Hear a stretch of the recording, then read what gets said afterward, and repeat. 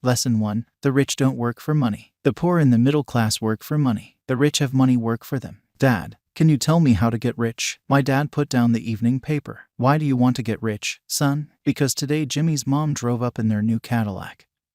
And they were going to their beach house for the weekend. He took 3 of his friends. But Mike and I weren't invited. They told us we weren't invited because we were poor kids. They did? My dad asked incredulously. Yeah, they did. I replied in a hurt tone. My dad silently shook his head, pushed his glasses up the bridge of his nose, and went back to reading the paper. I stood waiting for an answer. The year was 1956. I was 9 years old. By some twist of fate, I attended the same public school where the rich people sent their kids. We were primarily a sugar plantation town. The managers of the plantation and the other affluent people, such as doctors, business owners, and bankers, sent their children to this elementary school. After grade 6, their children were generally sent off to private schools. Because my family lived on one side of the street, I went to this school. Had I lived on the other side of the street, I would have gone to a different school with kids from families more like mine. After grade 6, these kids and I would go on to the public intermediate and high school. There was no private school for them or for me. My dad finally put down the paper. I could tell he was thinking. Well, son, he began slowly, if you want to be rich, you have to learn to make money. How do I make money? I asked. Well, use your head, son, he said, smiling. Even then I knew that really meant, that's all I'm going to tell you, or I don't know the answer. So don't embarrass me. A partnership is formed the next morning. I told my best friend, Mike, what my dad had said, as best as I could tell. Mike and I were the only poor kids in this school. Mike was also in this school by a twist of fate. Someone had drawn a jog in the line for the school district, and we wound up in school with the rich kids. We weren't really poor, but we felt as if we were because all the other boys had new baseball gloves, new bicycles, new everything. Mom and Dad provided us with the basics, like food, shelter, and clothes. But that was about it. My dad used to say, if you want something, work for it. We wanted things, but there was not much work available for 9-year-old boys. So what do we do to make money? Mike asked. I don't know, I said. But do you want to be my partner? He agreed. And so on that Saturday morning, Mike became my first business partner. We spent all morning coming up with ideas on how to make money. Occasionally, we talked about all the cool guys at Jimmy's beach house having fun. It hurt a little, but that hurt was good, because it inspired us to keep thinking of a way to make money. Finally, that afternoon, a bolt of lightning struck. It was an idea Mike got from a science book he had read. Excitedly,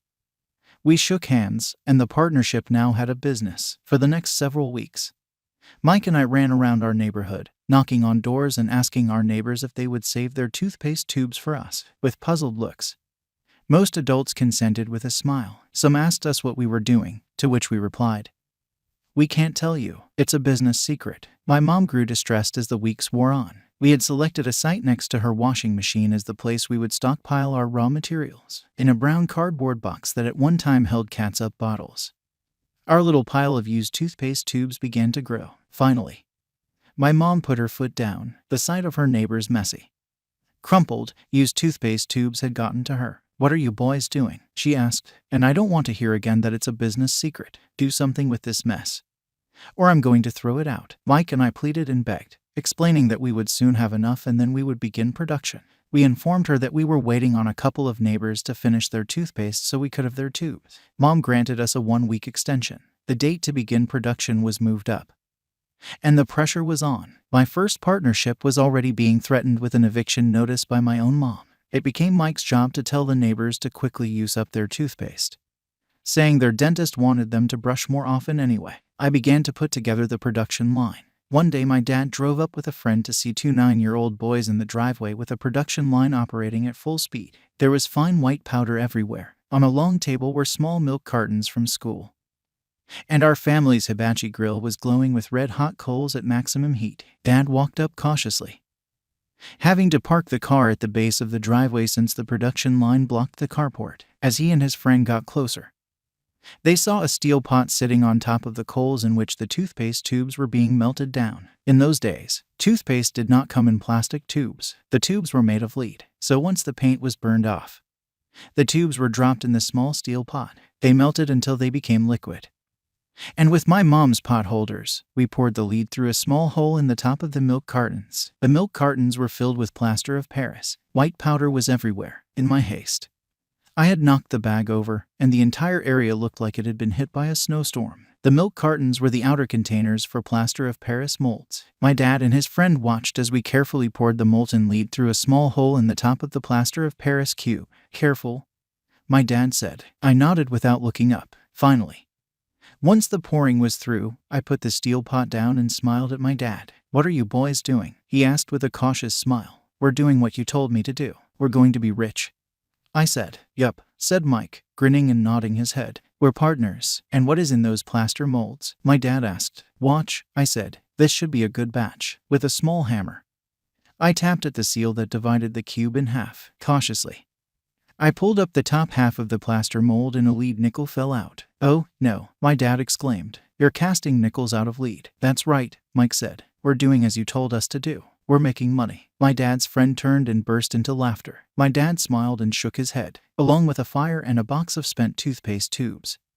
In front of him were two little boys covered with white dust smiling from ear to ear. He asked us to put everything down and sit with him on the front step of our house. With a smile, he gently explained what the word counterfeiting meant. Our dreams were dashed. "You mean this is illegal?" asked Mike in a quivering voice. "Let them go," my dad's friend said. "They might be developing a natural talent." My dad glared at him. "Yes, it is illegal," my dad said gently. "But you boys have shown great creativity and original thought. Keep going. I'm really proud of you." Disappointed, Mike and I sat in silence for about 20 minutes before we began cleaning up our mess. The business was over on opening day. Sweeping the powder up, I looked at Mike and said, "I guess Jimmy and his friends are right. We are poor." My father was just leaving as I said that. "Boys," he said, "you're only poor if you give up. The most important thing is that you did something. Most people only talk and dream of getting rich. You've done something. I'm very proud of the two of you. I will say it again, keep going. Don't quit." Mike and I stood there in silence. They were nice words, but we still did not know what to do. "So how come you're not rich, Dad?" I asked. "Because I chose to be a school teacher. School teachers really don't think about being rich. We just like to teach. I wish I could help you, but I really don't know how to make money." Mike and I turned and continued our cleanup. "I know," said my dad. "If you boys want to learn how to be rich, don't ask me. Talk to your dad." "Mike, my dad?" asked Mike with a scrunched up face. "Yeah, your dad," repeated my dad with a smile. "Your dad and I have the same banker. And he raves about your father. He's told me several times that your father is brilliant when it comes to making money." "My dad?" Mike asked again in disbelief. "Then how come we don't have a nice car and a nice house like the rich kids at school?" "A nice car and a nice house don't necessarily mean you're rich or you know how to make money," my dad replied. "Jimmy's dad works for the sugar plantation. He's not much different from me. He works for a company, and I work for the government. The company buys the car for him. The sugar company is in financial trouble, and Jimmy's dad may soon have nothing. Your dad is different, Mike. He seems to be building an empire, and I suspect in a few years he will be a very rich man." With that, Mike and I got excited again. With new vigor, we began cleaning up the mess caused by our now defunct first business. As we were cleaning, we made plans for how and when to talk to Mike's dad. The problem was that Mike's dad worked long hours and often did not come home until late. His father owned warehouses, a construction company, a chain of stores, and 3 restaurants. It was the restaurants that kept him out late. Mike caught the bus home after we had finished cleaning up. He was going to talk to his dad when he got home that night and ask him if he would teach us how to become rich. Mike promised to call as soon as he had talked to his dad, even if it was late. The phone rang at 8:30 p.m. "Okay," I said. "Next Saturday." I put the phone down. Mike's dad had agreed to meet with us. On Saturday I caught the 7:30 a.m. bus to the poor side of town. The lessons began. Mike and I met with his dad that morning at 8 o'clock. He was already busy, having been at work for more than an hour. His construction supervisor was just leaving in his pickup truck as I walked up to his simple, small, and tidy home. Mike met me at the door. "Dad's on the phone, and he said to wait on the back porch," Mike said as he opened the door. The old wooden floor creaked as I stepped across the threshold of the aging house. There was a cheap mat just inside the door. The mat was there to hide the years of wear from countless footsteps that the floor had supported. Although clean, it needed to be replaced. I felt claustrophobic as I entered the narrow living room that was filled with old musty overstuffed furniture that today would be collector's items. Sitting on the couch were 2 women, both a little older than my mom. Across from the women sat a man in workman's clothes. He wore khaki slacks and a khaki shirt,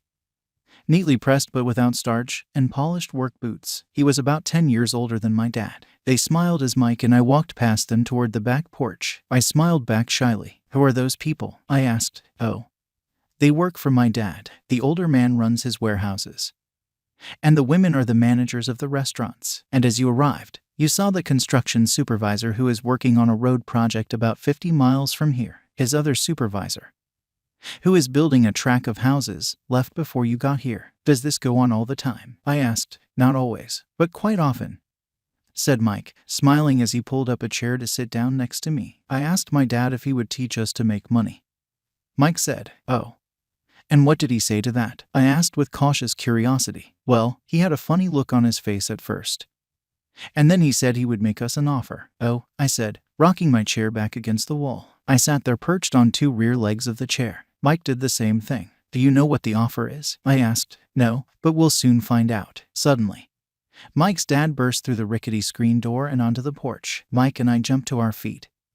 Not out of respect, but because we were startled. Ready, boys? He asked as he pulled up a chair to sit down with us. We nodded our heads as we pulled our chairs away from the wall to sit in front of him. He was a big man, about 6 feet tall and 200 pounds. My dad was taller, about the same weight, and 5 years older than Mike's dad. They sort of looked alike, though not of the same ethnic makeup. Maybe their energy was similar. Mike says you want to learn to make money. Is that correct, Robert? I nodded my head quickly, but with a little trepidation. He had a lot of power behind his words and smile. Okay, here's my offer. I'll teach you, but I won't do it classroom style. You work for me, I'll teach you. You don't work for me, I won't teach you. I can teach you faster if you work, and I'm wasting my time if you just want to sit and listen like you do in school. That's my offer. Take it or leave it. May I ask a question first? I asked. No, take it or leave it. I've got too much work to do to waste my time. If you can't make up your mind decisively, then you'll never learn to make money anyway. Opportunities come and go. Being able to know when to make quick decisions is an important skill. You have the opportunity that you asked for. School is beginning, or it's over in 10 seconds, Mike's dad said with a teasing smile. Take it, I said. Take it, said Mike. Good, said Mike's dad. Mrs. Martin will be by in 10 minutes. After I'm through with her, you'll ride with her to my superette and you can begin working. I'll pay you 10 cents an hour, and you'll work 3 hours every Saturday. But I have a softball game today, I said. Mike's dad lowered his voice to a stern tone. Take it or leave it, he said. I'll take it, I replied, choosing to work and learn instead of playing. 30 cents later, by 9 a.m. that day, Mike and I were working for Mrs. Martin. She was a kind and patient woman. She always said that Mike and I reminded her of her 2 grown sons. Although kind, she believed in hard work and kept us moving.